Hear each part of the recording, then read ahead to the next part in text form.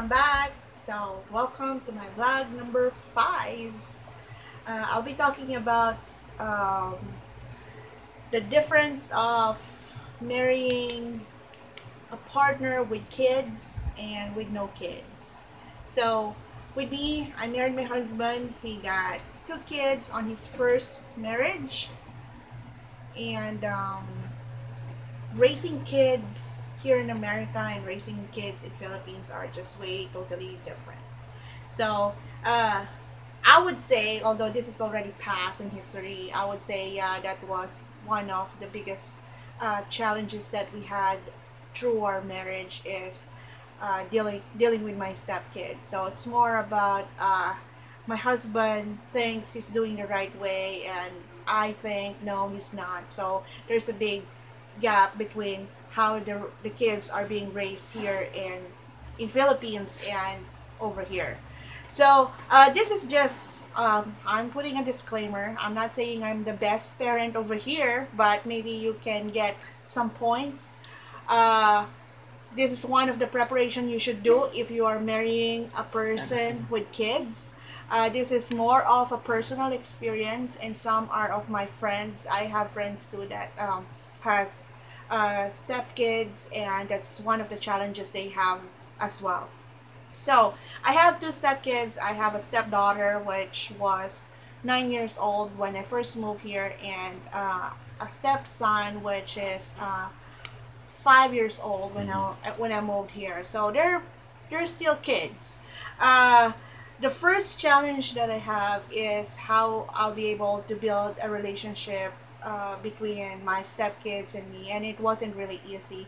It sounds like, oh, it's just kids, you gotta play with them, give them some gifts, and you should be all good. But in the beginning it was okay, but as the moment that you're already getting comfortable with each other and you're just living with each other, and then all the issues and all the dramas came into reality. So it was hard to build relationship with my stepkids, and dealing with my husband ex family is one of the things that you need to consider. You cannot just avoid the fact that your husband got ex family before you, and you can just erase that in the picture, because first, they have kids that they still need to raise even with a failed marriage, and second, it's just reality. It's just part of it. So you trying to lessen the stress on dealing with it will be really, really helpful for your marriage. So as I'm building my relationship with my kids, and as I am dealing with my husband's ex family, because in Philippines it's more of the old, you have what you call it, the new family. But in Philippines, when I left and when I was raised, I don't know now, it was more of the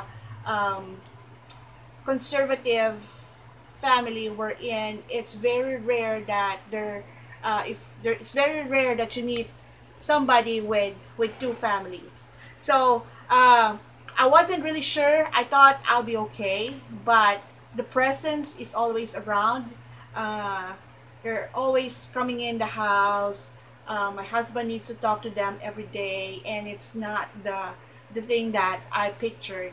However, I'm already there, and I always tell myself it's not about the stepkids, it's not about the ex family, or it's not about the people around us. At the end of the day, it's gonna be about me and my husband. So you just have to make sure you are still sure with the reason why you moved here in America. So the greatest challenge that we had is the discipline of the kids, because it's very common here in America, wherein the parents listens to the needs of the kids and the wants of the kids. In Philippines, it's more of the kids that listens to their parents. So the discipline is just right there, very direct, that hey, If I'm the parent and I tell the kid to stop, the kid will stop with no questions. Over here, when the parent said, hey kid, you need to stop, the kid said, no, I'm not going to do that. And they're going to be explained, no. In Philippines, when you say no, it's a no. I don't need to hear any explanation, even if it's a acceptable explanation. When the parent says it's a no, it's a no. And over here, it's not. The kids got more authority than the parents, sad to say. And they can even, I mean, the kids can even not call 911 or call the cops because they got complained with their parents. And it happens. And that's something that's, it's just reality here. And it's probably not common, but you might end up on that situation. So you just want to make sure you're prepared with that situation if it comes. So with me and my husband's ex-family, so when I first got here, they have this setup that he's gonna have the kids 1 week, and then the mom will have the kids for 1 week. So the kids are, I think it didn't work very well because there's always two set of standards of discipline, and every time they're gonna come to us, it's just chaos because it feels like we're starting all over again with the discipline. I always say this to my husband, I'm not judging the mom on the parenting style because I am not a good, 100% good parent as well. But whatever they have discipline over there is not something that's applicable or I believe the best for the kids. So it was a riot, and it was a lot of drama every other week because we have a week of just me and my husband, and it's a quiet week. And as soon as my stepkids came in, it's just, okay, we're starting all over again. It's just drama. My stepkids will say, this is not what we do at my mom's. Well, sorry, this is not your mom's. You gotta do what we have over here. It did work very well. And I'm not gonna say it's because of the kids are not very good kids, but it's just the situation that we are in. Right now, they're more spending time with their moms, which is, they're already more grown up, so they're more mature.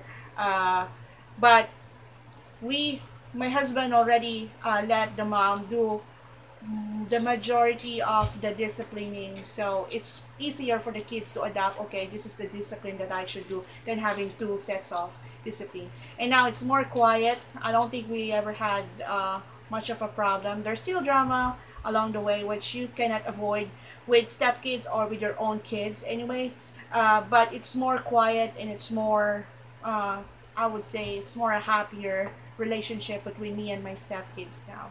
So like I said, if you're marrying somebody with stepkids, it means you got stepkids to get along with, so you gotta prepare yourself. You got ex-family of your partner that you gotta deal with it. It's hard for people in Philippines to accept that fact that, oh, if it's the ex, you should be totally zero communication with her or with him. Over here, it's just normal. You can be friends, and nobody will judge or whatever, because if you have kids, you gotta attend same school activities. There's gonna be, you're gonna meet each other in person, and you have to learn how to deal with it. In Philippine culture, I would say that's really, really, really, really hard. As of now, we're not really we are not exposed to that kind of situation, but I think that's one of the full achievement that I was able to fulfill here, that I was able to deal with those kinds of emotions, and I was able to deal with those kinds of situations. So I would say I can, sometimes I even talk to my husband's ex than him talking to her. We're not friends, but we are more civil. We're not hating each other. We can talk rationally without fighting, which is, I think that's the best way to do it. You don't have to create a relationship that you gotta be so close and be best friends. It's not, well, maybe you can, but that's not what we are, and that's not what my intention is. But as long as we are not fighting, and as long as we can decide with a very good thinking process, because you're not angry, you don't have, at the hype of your emotions, then it should be all good. So, yep. If I won't say if I could turn back time that I would choose a man, a partner without the kids, but I could have came more prepared if I knew all about this. So hopefully this is something that is gonna be useful for you. Make sure you subscribe, and please feel free to post your comments and things that you wanna discuss in the future. I have my beautiful daughter here walking around. Say hi. You wanna show them some videos in the future? All right. And I'll see you on my next vlog. Bye.